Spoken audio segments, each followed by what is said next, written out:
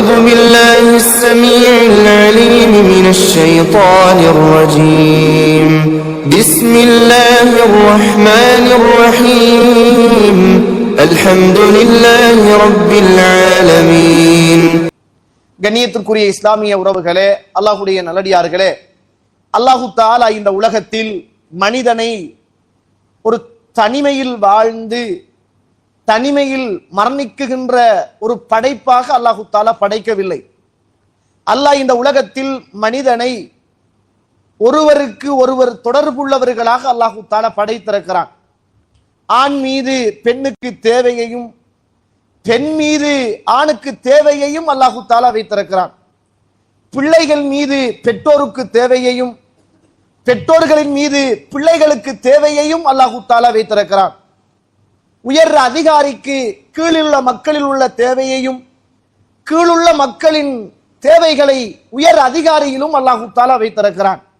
இந்த உலகத்தில் எனக்கு யாரும் தேவையில்லை, எந்த பொறுப்புகளும் தேவையில்லை என்று ஒரு மனிதன் ஒதுங்கி இந்த உலகத்தில் வாழ முடியாது.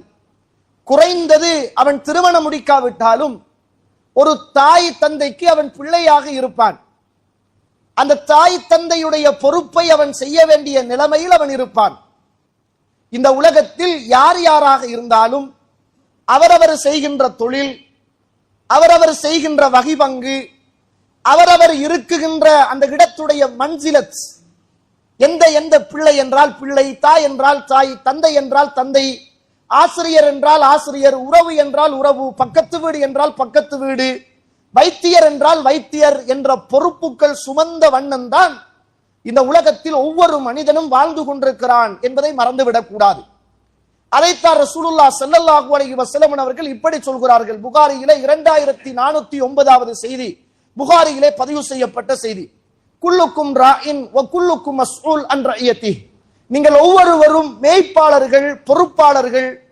அந்த பொறுப்புகளை பற்றி நாளை மறுமையில் அல்லாஹ் உங்களை விசாரணை செய்வான் என்ற செய்தியை அல்லாஹ்வுடைய தூதர் எனக்கும் உங்களுக்கும் சொல்லித் தருகிறார்கள். ஒரு பள்ளிவாசல் நிர்வாகம் என்பது அந்த பள்ளிவாசலுக்கும் சமூகத்துக்கும் பொறுப்பு.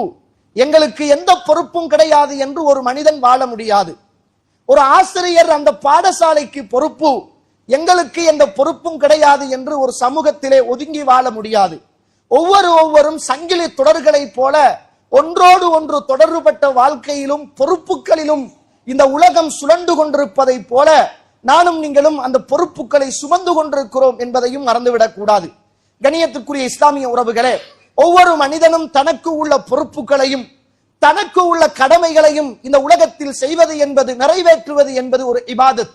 தொழுவதை போல, நோன்பு பிடிப்பதை போல, ஹஜ்ஜு செய்வதை போல, தான தர்மம் கொடுப்பதை போல இந்த உலகத்தில் தன் தலையின் மீது சுமத்தப்பட்ட அல்லது தான் கேட்டு வாங்கி கொண்ட அல்லது தான் பெற்றுக்கொண்ட அல்லது தனக்கு தானாக கிடைத்த ஒவ்வொரு பொறுப்புகளையும் கடமைகளையும் ஒரு மனிதன் நிறைவேற்றுவது என்பது அது இபாதத் என்பதை நானும் நீங்களும் மறந்துவிடக் கூடாது. கண்ணியத்துக்குரிய இஸ்லாமிய உறவுகளே, அல்லாஹ்வுடைய நடிகார்களே, அல்லாஹு தஆலா அல் குர்ஆன் சூரத்துன் நிசா 4வது அத்தியாயத்தின் 58வது வசனம், இன்னல்லாஹ யஅமுருக்கும் அன் துஅத்துல் அமானாத்தி இலா அஹ்லிஹா, அல்லாஹு தஆலா உங்களுக்கு கட்டளை இடுகிறான், அல்லாஹ் உங்களுக்கு ஏவுகிறான், அந்தந்த பொறுப்புகளை உரியவர்களிடத்தே ஒப்படைத்து விடுமாறு அல்லாஹு தஆலா உங்களுக்கு கட்டளை இடுகிறான் என்று அல் குர்ஆனில் என்னையும் உங்களையும் பார்த்து அல்லாஹு தஆலா சொல்லுவதை பார்க்கிறோம்.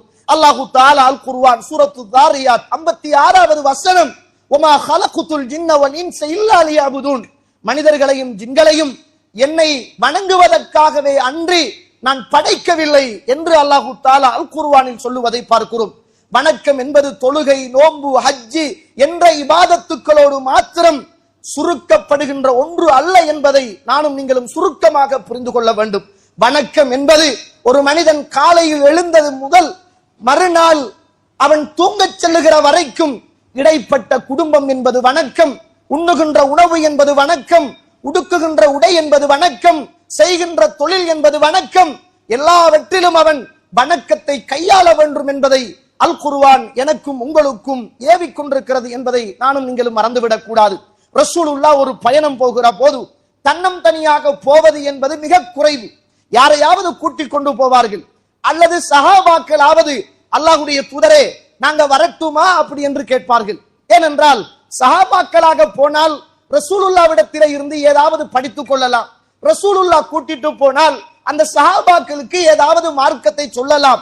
இதுதான் சஹாபாக்குடைய பயணமாக இருந்தது. ஒரு தடவை ரசூலுல்லாஹ் ஸல்லல்லாஹு அலைஹி வஸல்லம் அவர்கள் புகாரியில 5963வது செய்தி, புகாரியிலே பதிவு செய்யப்பட்ட செய்தி. ஒரு நாள் முஆத் இப்னு ஜபல் ரலியல்லாஹு அன்ஹு அவர்கள் சொல்லுகிறார்கள், அன ரதீஃபுன் நபி ஸல்லல்லாஹு அலைஹி வஸல்லம், அல்லாஹ்வுடைய தூதருக்கு பின்னால் அவருடைய வாகனத்தில் ஒட்டகத்தில் நான் அமர்ந்து கொண்டேன். உங்கள் எல்லோருக்குமே தெரிந்த செய்தி, சுருக்கமாக சொல்லி தலைப்புக்குள் வருகிறேன் பாருங்கள். அந்த நேரத்தில் அல்லாஹ்வுடைய தூதரும் நானும் பயணம் போகிறோம். பயணம் போகிற போது அல்லாஹ்வுடைய தூதர் கொஞ்சம் தூரம் போனவுடன் நானும் ரசூலுல்லாவும் எப்படி இருந்தோம் என்றால், எனக்கும் ரசூலுல்லாவுக்கும் இருந்த அந்த வாகனம் ஒட்டகத்தின் திமில்களோடு சேர்த்து ஒரு பலகை கட்டப்பட்டிருந்தது. அதுல ரசூலுல்லா சாய்ந்து கொள்வார்கள். அது மட்டும்தான் எனக்கும் ரசூலுல்லாவுக்கும் இடைவெளியாக இருந்தது. அந்த அளவுக்கு நெருக்கமாக இறை தூதரோடு நான் பயணம் போகிறேன். பயணம் போகிற போது அல்லாஹ்வுடைய தூதர் யா முஆத் அப்படி என்று அழைக்கிறார்கள். லப்பைக் வ சஅதைக், அல்லாஹ்வுடைய தூதரே இதோ நான் பக்கத்தில் இருக்கிறேன், கட்டுப்பட்டு விட்டேன் என்றேன். இறை தூதர் எதுவுமே பேசவில்லை. திரும்ப ரசூலுல்லா போகிறார்கள். திரும்ப என் பெயரை சொன்னார்கள். இதோ யா ரசூலுல்லா இருக்கிறேன் என்றேன். திரும்ப போகிறார்கள். 3 தடவைகள் இறை தூதர் என்னை அழைத்தார்கள். ஒரு அழகான ஆசிரியருக்குரிய பண்பாடு. ரசூலுல்லா ஒரு செய்தியை உள்ளத்துல ஆழமாக பதிவு செய்கிற போது ஒரு மனிதனுடைய உடல் மாத்திரமல்ல, அவருடைய சிந்தனையையும் ரசூலுல்லா தன் பக்கம் 100% எடுத்துக் கொள்வார்கள். ஒரு தடவை ரசூலுல்லா ஸல்லல்லாஹு அலைஹி வஸல்லம் அவர்கள் ஒரு உயர்ந்த சந்தையினால் போகிறார்கள். சஹாபாக்கள் எல்லாம் அல்லாஹ்வுடைய தூதருக்கு பின்னால் வருகிறார்கள். சஹாபாக்கள் என்பவர்கள் இயல்பிலே இருந்து வியாபாரத்தில் பழக்கப்பட்டவர்கள். சந்தையில் தான் எல்லோருடைய சிந்தனையும் இருக்கும். அந்த நேரத்தில் ரசூலுல்லாஹ் உயர்தரமான சந்தையினால் போகிற போது சஹாபாக்குடைய சிந்தனைகள் எல்லாம் சந்தைகளிலே இருக்கிறது, பொருளாதாரத்தில் இருக்கிறது, உலகத்தின் மீது விழுகிறது. இறை தூதர் இதை கவனிக்கிறார்கள், அவதானிக்கிறார்கள்.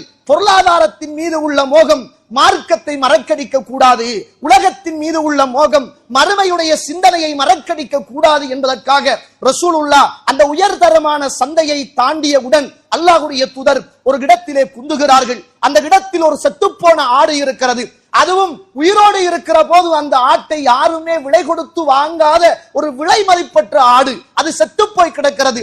இறை தூதர் அந்த சஹாபாக்குடைய சிந்தனையில் எவ்வளவு அழகாக மிகப்பெரிய ஒரு விஷயத்தை பதிவு செய்ய போகிறார்கள் பாருங்கள். செத்து போன ஆட்டுக்கு பக்கத்திலே குந்தி தன்னுடைய அருமை கையால் அந்த ஆட்டுடைய காதை பிடித்து உயர்த்துகிறார்கள். இப்போது சஹாபாக்குடைய சிந்தனைகள் எல்லாம், சந்தையில் இருந்த சிந்தனைகள் எல்லாம் செத்துப்போன ஆட்டிலே இறை தூதர் அப்படியே எடுத்துக் கொள்கிறார்கள். அத்துணை சஹாபாக்களும் செத்துப்போன ஆட்டை பார்க்கிறார்கள். சந்தையில் இருந்த சிந்தனைகள் செத்துப்போன ஆட்டிலே குமிகிறது. இறை தூதர் ஒரு கேள்வியை கேட்கிறார்கள், தோழர்களே இந்த ஆட்டுக்கு எவ்வளவு தருவீர்கள் என்று கேட்டார்கள். சஹாபாக்கள் சிந்தனைகளோடும் உலக விஷயங்களோடும் அவர்களிடத்திலே இருந்த மதிப்பையும் மரியாதையையும் அந்த ஆட்டுக்கு இறை தூதரை பார்த்து சொல்கிறார்கள், அல்லாஹ்வுடைய தூதரே இந்த ஆடு உயிரோடு இருக்கிற போது கூட எங்களுக்கு விருப்பம் கிடையாது, நாங்கள் பணம் கொடுத்து கூட வாங்க மாட்டோம். அல்லாஹ்வுடைய தூதரே இறந்து விட்டது, செத்து விட்டது, இதை யார்தான் பணம் கொடுத்து வாங்க போகிறார்கள், எங்களுக்கு யாருக்கு தேவை என்றார்கள். அந்த நேரத்தில் அல்லாஹ்வுடைய தூதர் சிந்தனைகளை எல்லாம் செத்து போன ஆட்டின் பக்கம் சேர்த்ததன் பிறகு அவருடைய உள்ளத்திலும் உடலிலும் அல்லாஹ்வுடைய தூதர் மிகப்பெரிய ஒரு சிந்தனையை ஆழமாக பதிவு செய்கிறார்கள். தோழர்களே, எப்படி இந்த ஆடு செத்து போனது உங்களுக்கு பெருமதியற்றதோ விலையற்று போனதோ அது போன்றுதான் இந்த உலகத்தை படைத்த அல்லாஹ், இந்த உலகம் அல்லாஹ்வுடைய பார்வையில் இந்த ஆட்டை விடவும் மோசமானது என்ற செய்தியை அல்லாஹ்வுடைய தூதர் சந்தையில் இருந்த சிந்தனைகளை எல்லாம் ஆட்டின் பக்கம் கொண்டு வந்து இந்த உலகத்தின் மோகங்கள், உலகத்தின் பொருளாதாரங்கள், உலகத்தின் ஆடம்பர வாழ்க்கைகள் அது நிரந்தரமானது அல்ல, அது தற்காலிகமானது, ஒன்று உங்களை விட்டு அது போய்விடும் அல்லது நீங்கள் அதை விட்டு போய்விடுவீர்கள் என்ற செய்தியை அல்லாஹ்வுடைய தூதர் உள்ளத்தில் ஆழமாக பதிவு செய்கிறார்கள். முஆத் இப்னு ஜபல் ரலியல்லாஹு அன்ஹு அவர்களை ரசூலுல்லாஹ் 3 தடவை அழைத்தார்கள். அழைத்த ரசூலுல்லாஹ் நம்மட பார்வையில பெருசா என்ன ரசூலுல்லாஹ் கேட்டுட்டாங்க அப்படித்தான் சிந்தனை இருக்கும். ரசூலுல்லாஹ் முஆத் இப்னு ஜபல் ரலியல்லாஹு அன்ஹு அவர்களை பார்த்து கேட்கிறார்கள், யா முஆத், முஆதே மா ஹக்குல்லாஹி அலல் இபாத், அல்லாஹ்வுக்கு அடியார்கள் செய்யக்கூடிய கடமைகள் என்ன என்று கேட்டார்கள். அந்த நேரத்தில் முஆத் இப்னு ஜபல் அல்லாஹு வ ரசூலுஹு அலம், அல்லாஹ்வும் ரசூலும் மாத்திரம்தான் அறிவார்கள் என்றார்கள். நம்மண்டா பாஞ்சடிச்சு தொழுக, நோன்பு, சக்காத்து, ஹஜ்ஜி எல்லாம் தெரியும் தானே யா ரசூலுல்லாஹ் என்று சொல்லியிருப்போம். ஆனால் அவர்கள் அமைதியாக இருப்பார்கள். வித்தியாசமாக ஏதாவது புதிய அல்லது ஏதாவது நன்மை கூடிய செய்திகளை இறை தூதர் சொல்ல போகிறார்களோ என்று அமைதியாக இருப்பார்கள். அந்த நேரத்தில் அல்லாஹ்வுடைய தூதர் சொன்னார்கள், அன்த அபுதுல்லாஹ் வலா துஷ்ரிகு பிஹி ஷைஆ, அல்லாஹ்வுக்கு நீங்கள் அல்லாஹ்வை வணங்க வேண்டும், அவனுக்கு எதையும் நீங்கள் இணை வைக்க கூடாது என்ற மிகப்பெரிய கடமை உணர்வையும் இறைவனுக்கு நாம் செய்கின்ற பொறுப்பையும் இறை தூதர் முஆத் இப்னு ஜபல் ரலியல்லாஹு உள்ளத்தில் ஆழமாக பதிவு செய்கிறார்கள். ஆழமாக பதிவு செய்த ரசூலுல்லாஹ் சும்ம சார சஅத்தன், பிறகு கொஞ்ச நேரம் போகிறது, திரும்ப கேட்கிறார்கள், அல்லாஹ் அடியார்களுக்கு செய்கின்ற கடமை என்ன என்று கேட்டார்கள். முஆத் இப்னு ஜபல் அல்லாஹு வ ரசூலுஹு அலம், அல்லாஹ்வும் ரசூலும் தான் அறிவான் என்றார்கள். அந்த நேரத்தில் அல்லாஹ்வுடைய தூதர் சொன்னார்கள், இப்படி இந்த உலகத்தில் அல்லாஹுவை வணங்கி அவனுக்கு எதையும் இணையை துணை ஆக்காமல் இந்த மண்ணுக்கு மேலே வணக்கம் செய்கின்ற மனிதர்களுக்கு அல்லாஹ்வுடைய கடமை என்ன தெரியுமா? அல்லாஹ் யுஅஸிபஹும், அவர்களை அல்லாஹ் தண்டிக்காமல் இருப்பது அல்லாஹ் தன் மீது எடுத்துக்கொண்ட கடமை என்றார்கள் ரசூலுல்லாஹ் ஸல்லல்லாஹு அலைஹி வஸல்லம் அவர்கள். நாங்கள் இந்த உலகத்தின் எல்லா காரியங்களிலும் எல்லா பொறுப்புகளிலும் ஒருவரோடு தொடர்புபட்ட நிலைமையில் தான் இந்த உலகத்தில் வாழ்ந்து கொண்டிருக்கிறோம் என்பதை மறந்துவிடக் கூடாது. எங்களுக்கு மிகப்பெரிய பொறுப்பும் கடமையும் இருக்கிறது. இறைவனுக்கு செய்ய வேண்டிய பொறுப்பு இருக்கிறது. நாங்கள் எங்களுடைய மறுமைக்காக உழைக்க வேண்டிய ஒரு பொறுப்பு இருக்கிறது. இந்த உலகத்தின் பொறுப்புகளை சரியாக நிறைவேற்றுகின்றோம். தொழில் விஷயத்தில் கவனமாக கச்சிதமாக நாங்கள் காலங்களையும் நேரங்களையும் கடத்துகிறோம். அதற்காக திட்டங்களை போடுகிறோம். உறவுகளை சேர்ந்து நடப்பதில் நானும் நீங்களும் கவனமாக இருக்கின்றோம். இந்த உலக விவகாரங்களில் 100% திருப்தி அடைந்து கொள்ள வேண்டும், மற்றவர்களுடைய திருப்தியை பெற வேண்டும் என்ற 100% முயற்சியோடு நானும் நீங்களும் இருக்கிறோம். ஆனால் இன்னும் ஒரு பொறுப்பும் கடமையும் இருக்கிறது.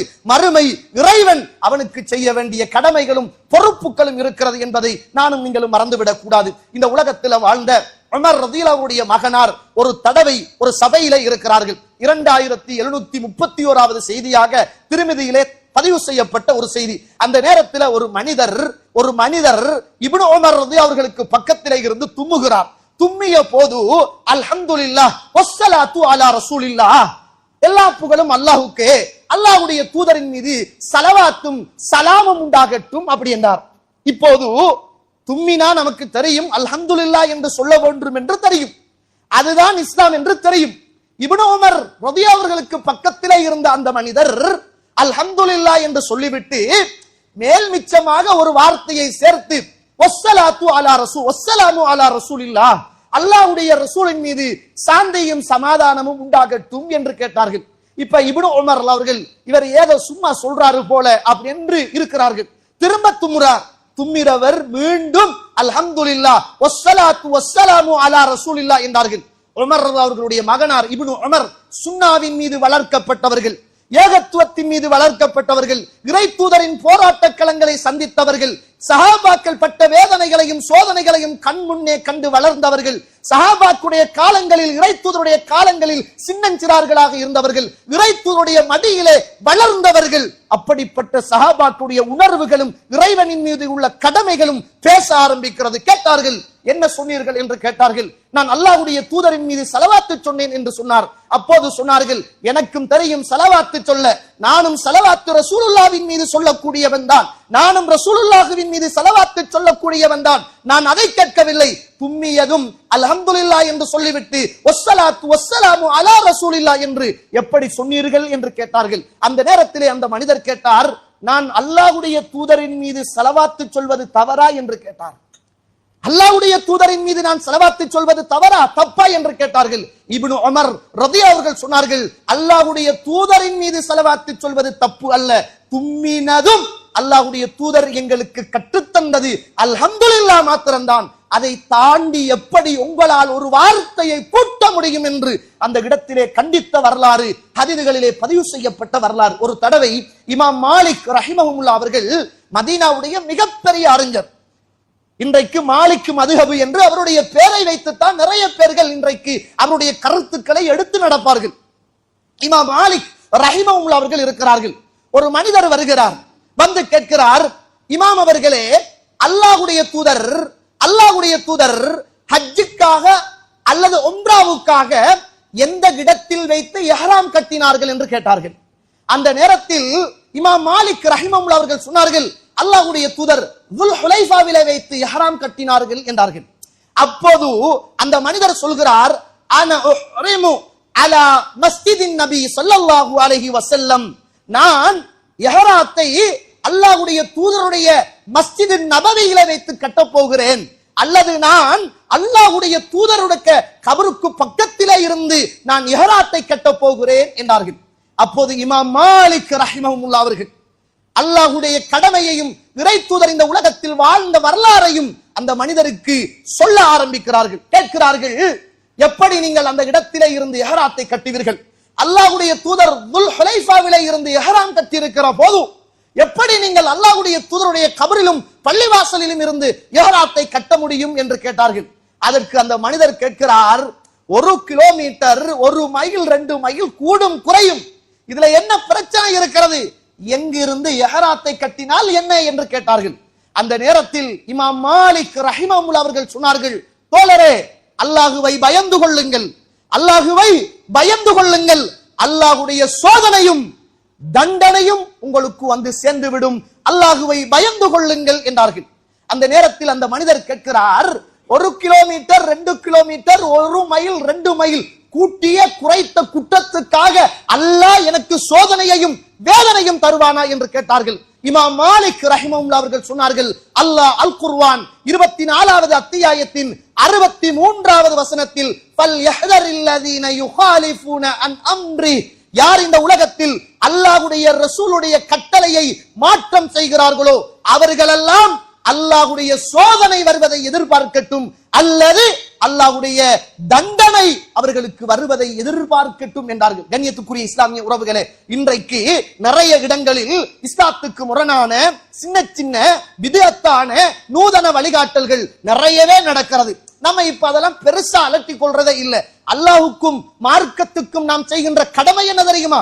நம்முடைய வாழ்க்கையில் எந்த பித்அத்தும், எந்த சின்ன சின்ன இஸ்லாத்துக்கு முரணான, எந்த பெரிய பெரிய இஸ்லாத்துக்கு முரணான எந்த காரியமும் நம்முடைய வாழ்க்கையில் வந்துவிடக் கூடாது. இது நாம் இஸ்லாத்துக்கு செய்கின்ற, இறைவனுக்கு செய்கின்ற கடமைகளும் பொறுப்புகளும் என்பதை மறந்துவிடக் கூடாது. இது சாதாரண விடயம் அல்ல. கூட்டு துவா தானே, குனூத்து தானே, ஒரு கந்தூரி தானே, நம்மட பள்ளி வாசல் தான் என்ற சிந்தனைகள் எல்லாம் இஸ்லாத்துக்குள் சரியாக வாழுகின்ற மனிதனுடைய சிந்தனையாக இருக்கவே கூடாது.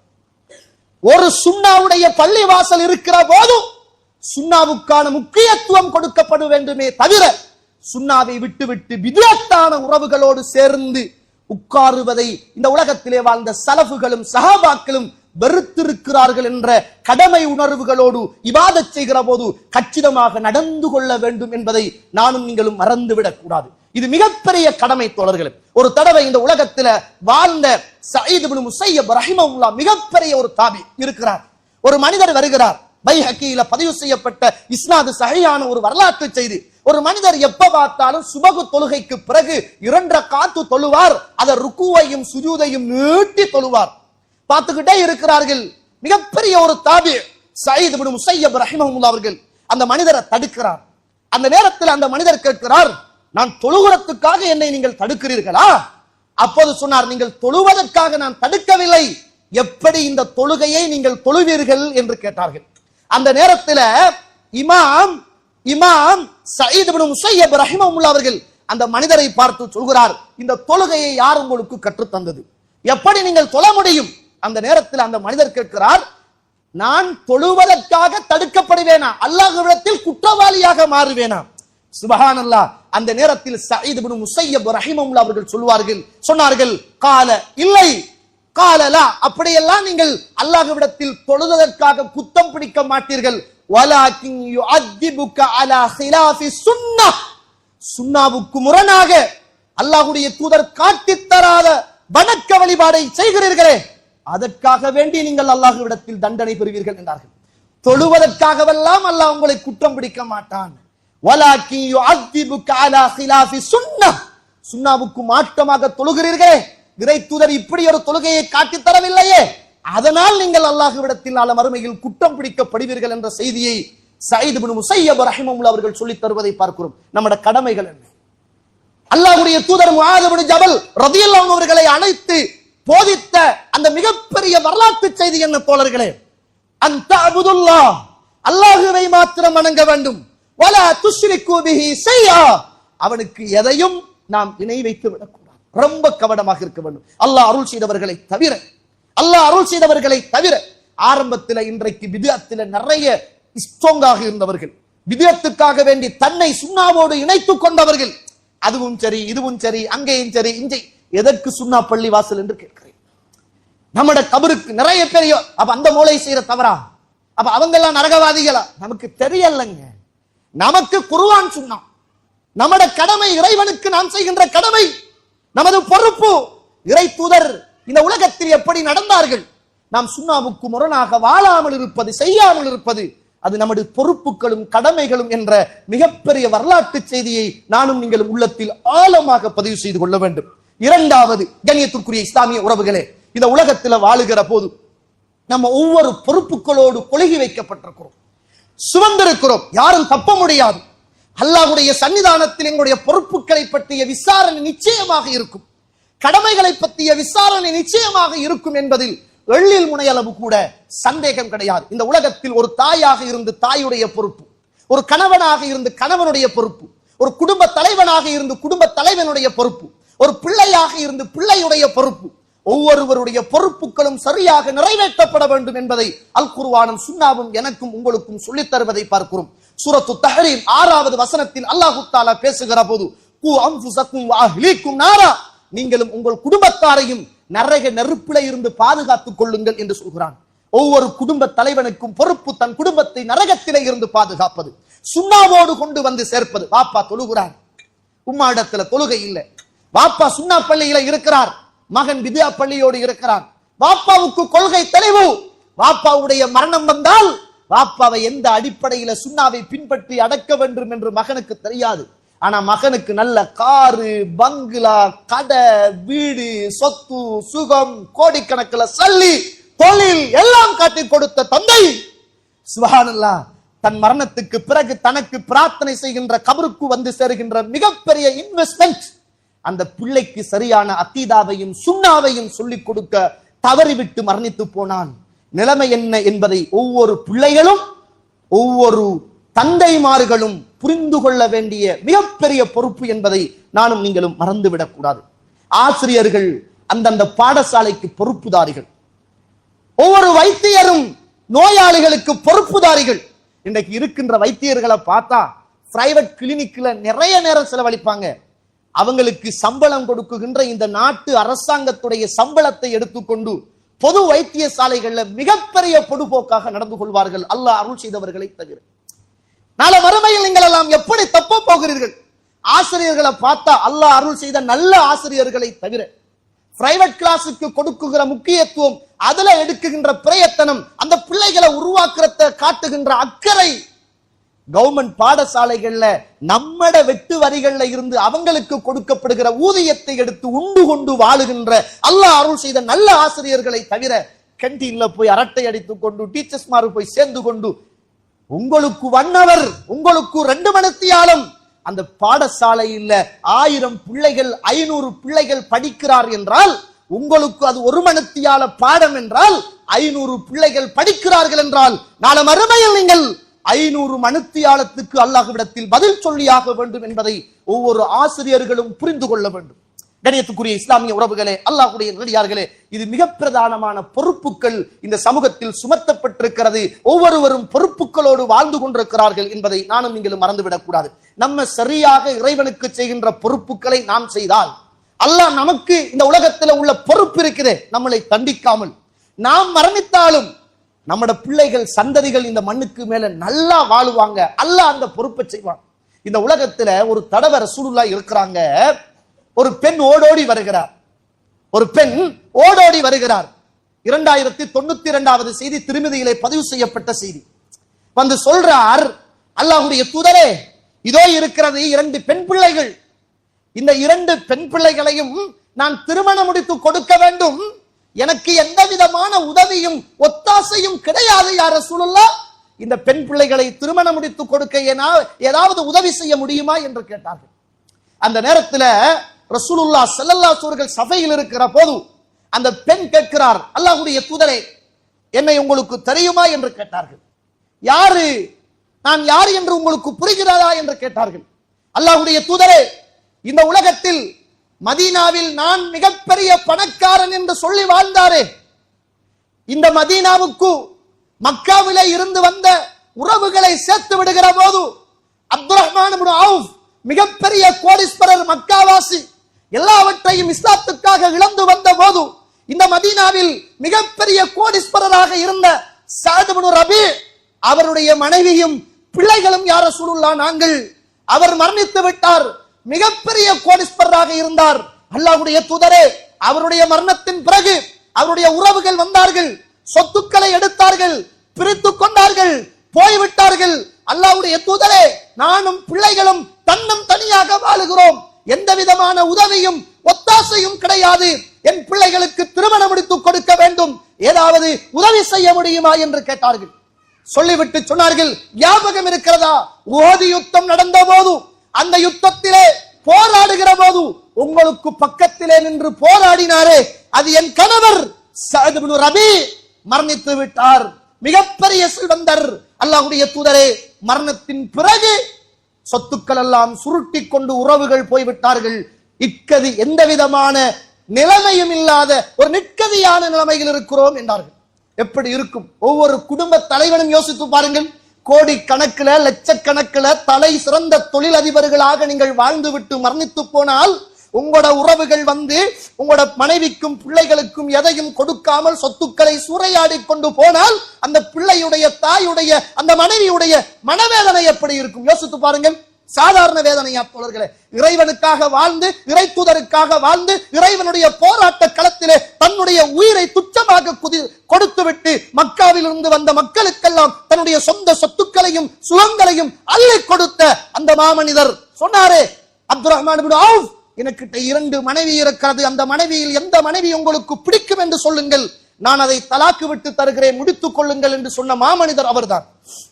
வாங்க, எனக்கிட்ட 2 தோட்டங்கள் இருக்கிறது, அந்த தோட்டத்தில் எந்த தோட்டம் உங்களுக்கு விருப்பம் என்று சொல்லுங்கள், அதை நான் உங்களுக்கு தருகிறேன் என்று சொன்ன மிகப்பெரிய கோடீஸ்வரர் அவர்தான் தோழர்களே, சஅத் இப்னு ரபீ ரலியல்லாஹு அன்ஹு. எப்படி இருக்கும் ரசூலுல்லாஹ்?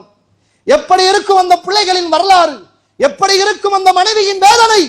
ஒவ்வொரு குடும்ப தலைவனாக நீங்கள் யோசித்து பாருங்கள், உங்களுடைய பிள்ளைகளை நினைத்து பாருங்கள், அந்த வரலாறை நீங்கள் உங்கள் வாழ்க்கையின் வரலாறாக யோசித்து பாருங்கள். சுப்ஹானல்லாஹ், அல்லாஹ்வுடைய தூதர் அதற்கு பதில் சொல்வதற்கு முன்னர் அல்லாஹ் அவனுடைய கடமையை செய்ய முன் வருகிறார்.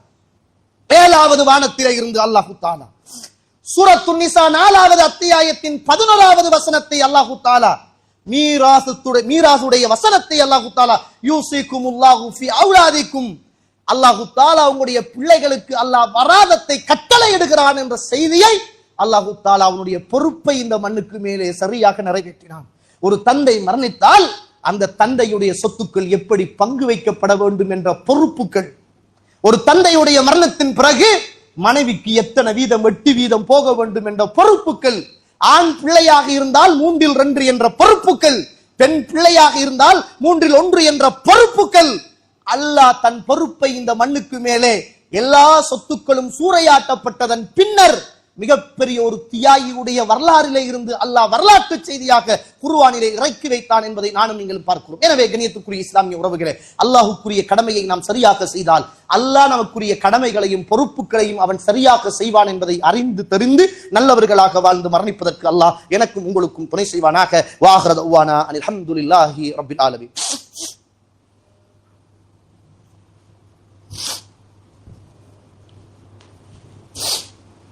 அல்ஹம்துலில்லாஹி ரப்பில் ஆலமீன் வஸ்ஸலாத்து வஸ்ஸலாமு அலா அஷ்ரஃபில் முர்சலீன் வ அலா ஆலிஹி வ அஸ்ஹாபிஹி அஜ்மஈன் அம்மா பஅத். கண்ணியத்துக்குரிய இஸ்லாமிய உறவுகளே, அல்லாஹ்வுடைய நல்லடியார்களே, இந்த உலகத்தில் வாழுகிற போது நாம் ஒவ்வொருவரும் பொறுப்புதாரர்கள், நாம் ஒவ்வொருவரும் ஒரு கடமையை சுமந்தவர்களாக இருக்கிறோம். நமக்கு என்ற என்ன பாத்திரங்கள் இருக்கிறதோ அந்தந்த பாத்திரத்துக்கு ஏற்ப நமது பொறுப்புகளும் கடமைகளும் நிச்சயமாக நாள மறுமையில் அல்லாஹ்வுடைய சன்னிதானத்திலே விசாரிக்கப்படும் என்பதில் எள்ளில் முனையளவு கூட சந்தேகம் கிடையாது. இந்த உலகத்துல மிகப்பெரிய நபித்தோழர்கள் எல்லாம் தன் பொறுப்புகளை பற்றி அழுத வரலாறும், இரவு நேரங்களில் தன்னை தனிமையாக ஆக்கிக் கொண்டு தன்னை பற்றிய சுய முஹாசபத்து நஃப்ஸ் செய்து கொண்ட வரலாறும் நிறையவே வரலாற்று செய்திகளில் இருக்கிறது என்பதை நானும் நீங்களும் மறந்துவிடக் கூடாது. ரசூலுல்லாஹ் ஸல்லல்லாஹு அலைஹி வஸல்லம் அவர்கள் சொல்கிறார்கள், இந்த உலகத்தில் ஒரு மனிதனுக்கு பொறுப்புகள் கொடுக்கப்பட்டது, என்ன பொறுப்பாக இருக்கட்டும், அந்த பொறுப்புகளை எல்லாம் அவன் சரியாக நிறைவேற்றினால் அந்த பொறுப்புகளை எல்லாம் அவன் சரியாக நிறைவேற்றினால் அல்லாஹ் நாளை மறுமையில் அந்த மனிதனுக்கு கொடுக்குகின்ற சிறப்பு என்ன தெரியுமா?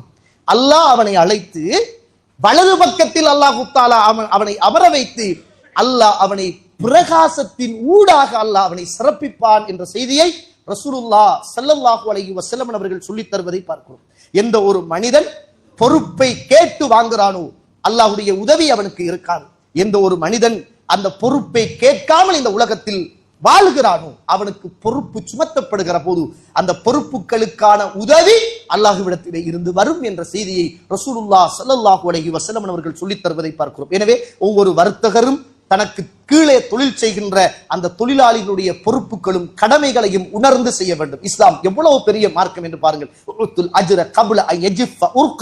உனக்குட்ட ஒரு மனுஷன் வேலை செய்கிறான் என்றால் அவன் செய்கின்ற வேலையின் ஊடாக மேனையிலிருந்து வடிகின்ற வேர்வை காய்வதற்கு முதல் அவனுடைய ஊதியத்தை கொடுத்து விடு என்று சொன்ன மார்க்கம் இஸ்லாமிய மார்க்கம். தோழர்கள், இன்னைக்கு எத்தனையோ முதலாளிகள் தனக்கு கீழே வேலை செய்கின்ற தொழிலாளிகளுடைய சம்பளத்தை இழுத்தடிச்சு கொண்டே இருப்பார்கள்.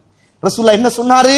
உனக்கு கீழே வேலை செய்கின்ற தொழிலாளியுடைய வேர்வை வத்துவதற்கு முன்னர் அந்த ஊதியத்தை கொடுத்து விடு என்று ரசூலுல்லாஹ் ஸல்லல்லாஹு அலைஹி வஸல்லம் சொன்ன கடமைகளையும் பொறுப்புகளையும் உணர்த்திய ஒரு மார்க்கத்தில் இருக்கிறோம். நிறைய பேச வேண்டும், தலைப்புக்கு கீழால் நேரம் இடம் கொடுக்காது என்பதை புரிந்து கொண்டு இறுதியாக ஒரு செய்தி. நம்ம எல்லாம் மார்க்கத்தை கேட்கிறோம், குத்துபாக்கள்ல கேட்கிறோம், நம்ம எல்லாம் சனிக்கிழமைகள்ல மார்க்கத்தை கேட்கிறோம். நம்முடைய பிள்ளைகள் மனைவிமார்களுக்கான இந்த மார்க்கத்தை கேட்க வைக்கின்ற பொறுப்பு உங்களுக்கு இருக்கிறது. ஒவ்வொரு தந்தையும் ஆண் பிள்ளைகளை பெற்றவர்கள் மிகப்பெரிய பாக்கியசாலிகள், பெண் பிள்ளைகளை பெற்றவர்கள் மிகப்பெரிய பாக்கியசாலிகள். நிறைய நேரங்கள்ல சுபகுக்கு வருகிற போது பிள்ளைகள் இல்லாத, பிள்ளைகளை இழந்த பெற்றோர்களாக பள்ளிக்கு வாசலுக்கு வருவதை கண்கூடாக காண முடிகிறது. ஒரு சனிக்கிழமை பயானுக்கு வருகிற போது தன் மனைவியையும் பிள்ளைகளையும் அடக்கிவிட்டு வருகின்ற நிறைய கணவன்மார்களை பார்க்க கிடைக்கிறது.